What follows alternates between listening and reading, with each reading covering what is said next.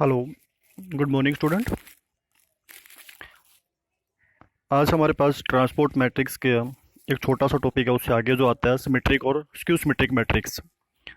आज दोनों के बारे में बात करने वाले हैं हम। और बड़ा जैसे ट्रांसपोर्ट का एक आसान सा टॉपिक आया था हमारे पास, वैसे ही एक सिमेट्रिक और नॉन सिमेट्रिक सिमेट्रिक और स्क्यू सिमेट्रिक जो है ये भी वैसा ही एक टॉपिक है। देखो, सबसे पहले हम बात करते हैं कि कोई जो मैट्रिक्स होती है वो सिमेट्रिक कैसे होती है। फर्स्ट ऑफ ऑल हम सिमेट्रिक की बात कर रहे हैं।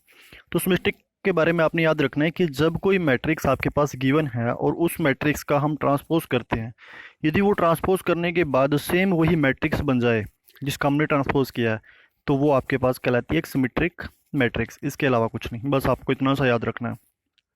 इसके लिए यदि एक एग्जांपल्स की सहायता ली जाए तो मान लो हमारे पास एक मैट्रिक्स हमारे पास गिवन है, जिसके लिए हम लिख लेते हैं 1 2 3 3 0 4। सॉरी, गलत हो गया ये। करना पड़ेगा 2 0 4 3 4 5। हमने ये लेट किया, ये मान लिया कि हमारे पास ये एक मैट्रिक्स है। और जब हम इस मैट्रिक्स का ट्रांसपोज करते हैं तो ट्रांसपोज में क्या होगा, देखो जो ये पूरी रो है हमारे पास, तो ये कहाँ आ जाएगी, कॉलम में, यानी कि 1 2 3। उसके बाद जो सेकंड रो है वो सेकंड कॉलम में 2 0 4। और जो थर्ड रो है वो थर्ड कॉलम में, यानी कि 3 4 5। तो यदि आप लोगों को ध्यान से दिख रहा हो तो जो इस रो में है वही यहाँ पे है। उसके बाद जो सेकंड में है वही हमारे पास सेकंड में है सेम। जो थर्ड में है वही सारे का सारा थर्ड में है। तो ये होती है आपके पास एक सिमेट्रिक मैट्रिक्स।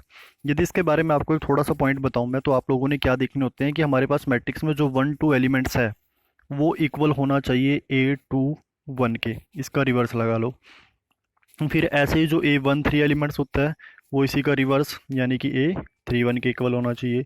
फिर एक बार जाता है हमारे पास A2 3, वो एलिमेंट किसके बराबर होना चाहिए, A3 2 के।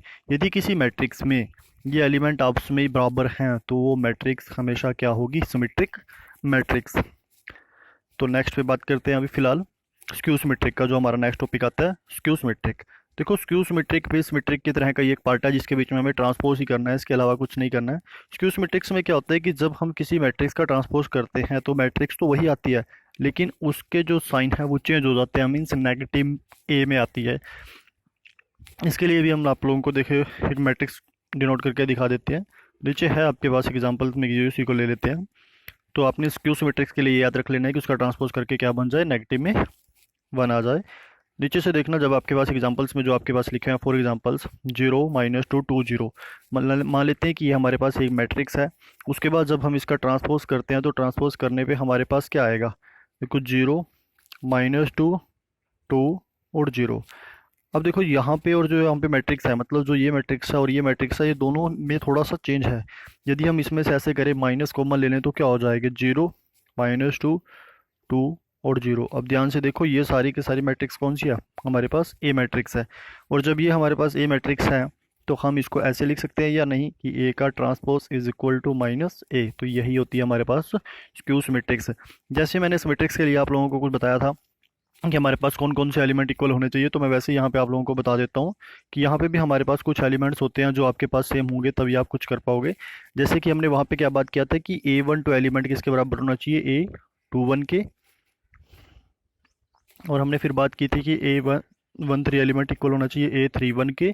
फिर ऐसे ही A2 3 एलिमेंट्स इक्वल होना चाहिए A3 2 के। तो हमने ये बात की थी कि यदि किसी भी मैट्रिक्स के एलिमेंट इक्वल हैं तो वो सिमेट्रिक मैट्रिक्स होती है। अब सेम यही रहते हैं इक्वल में, बस इनके साथ क्या हो जाता है, नेगेटिव आ जाता है। मतलब एक पॉजिटिव का हो और एक नेगेटिव का हो। जरूरी नहीं है कि यही नेगेटिव का हो, नेगेटिव का हमारे पास ये भी हो सकता है। बस कंडीशन आपने याद क्या रखनी है कि इन दोनों में से कोई एक पॉजिटिव एक नेगेटिव। ऐसे ही 1 3 और 3 1 में से कोई एक पॉजिटिव और एक नेगेटिव, ऐसे 2 3 और 3 2 में से कोई एक पॉजिटिव और एक नेगेटिव है, तो वो आपके पास कौन सी मैट्रिक्स होगी, स्क्यू सिमेट्रिक मैट्रिक्स होगी। ये हमारा जो टॉपिक था आज का। उसके बाद कुछ इसके बीच में कंडीशंस आती हैं, वो देख लेते हैं हम। देखो, सबसे पहले हमारे पास क्या लिखा हुआ है, sum result on symmetric and skew symmetric matrix. सबसे पहले क्या लिखता है, the sum of two symmetric matrix. ये कहते हैं कि यदि आपके पास कोई दो सिमेट्रिक मैट्रिक्स हैं और उसका आप सम करते हो तो याद रखना वो हमेशा सिमेट्रिक ही आएगा। ऐसे ही यदि आपके पास कोई स्क्यू सिमेट्रिक मैट्रिक्स है और स्क्यू सिमेट्रिक मैट्रिक्स का आप क्या कर रहे हो, सम कर रहे हो, तो उसका भी क्या होगा, स्क्यू सिमेट्रिक ही आंसर आएगा। मतलब सिमेट्रिक मैट्रिक्स आपके पास गिवन है और आप उसका सम करके देखते हो तो आंसर में क्या में आएगा, सिमेट्रिक मैट्रिक्स में आएगा। और ऐसे यदि आपके पास स्क्यू सिमेट्रिक मैट्रिक्स गिवन है और उसका आप सम करते हो तो वो सम भी क्या में आएगा, स्क्यू सिमेट्रिक मैट्रिक्स में आएगा। यहाँ से आप लोगों ने एक फॉर्मूला याद करना है कि हम जब भी sum of symmetric and skew symmetric matrix कर रहे होंगे, मतलब आपके पास सिमेट्रिक और स्क्यू सिमेट्रिक मैट्रिक्स का सम निकालना हो आप लोगों ने, तो उसका हमारे पास एक फॉर्मूला होता है। यह फॉर्मूला आप लोगों ने याद करना है। फॉर्मूला क्या होता है, ए तो मैट्रिक्स के नाम से लिए डिनोट कर दिया गया, हाफ करते हैं किसका, सिमेट्रिक। सिमेट्रिक के लिए हम जब भी निकालेंगे तो याद रखना ए और ए का ट्रांसपोज को सम कर, मतलब देखो इसको वैसे समझा देते हैं, फिलहाल अभी इसको छोड़ दो फॉर्मूले को, पहले ऊपर आ जाते हैं। यदि हमें कभी भी सिमेट्रिक मैट्रिक्स से सम करना हो तो हम उसके लिए क्या करेंगे, ये मैट्रिक्स हमारे पास गिवन है, उसका एक ट्रांसपोज निकालेंगे, उन दोनों को प्लस करके उसका हाफ कर देंगे, ये हो जाता है सिमेट्रिक मैट्रिक्स के लिए। स्क्यू सिमेट्रिक्स के लिए भी ए और ए का ट्रांसपोज तो रहेगा, लेकिन सिमेट्रिक्स के लिए हम क्या करते हैं, माइनस करते हैं। ए और ए का ट्रांसपोज लेके उन दोनों को क्या करेंगे, माइनस, और उसके बाद हाफ। तो हमारे पास अभी फॉर्मूला क्या है, sum of symmetric and skew symmetric matrix. ये सिमेट्रिक है और ये स्क्यू सिमेट्रिक है, तो इन दोनों का आप लोगों ने क्या करना है, सम करना है, बीच में प्लस डालना है। तो ये देखो सिमेट्रिक मैट्रिक्स ये लिखा ना, 1/2 ब्रैकेट में ए प्लस ए का ट्रांसपोज, उसके बाद प्लस 1/2 ए माइनस ए का ट्रांसपोज। तो इन्होंने इसको पी और क्यू से जो डिनोट किया हुआ है वो इसको अलग से डिनोट किया होगा कि ये पी है और ये क्यू है, ये सारे टर्म के लिए।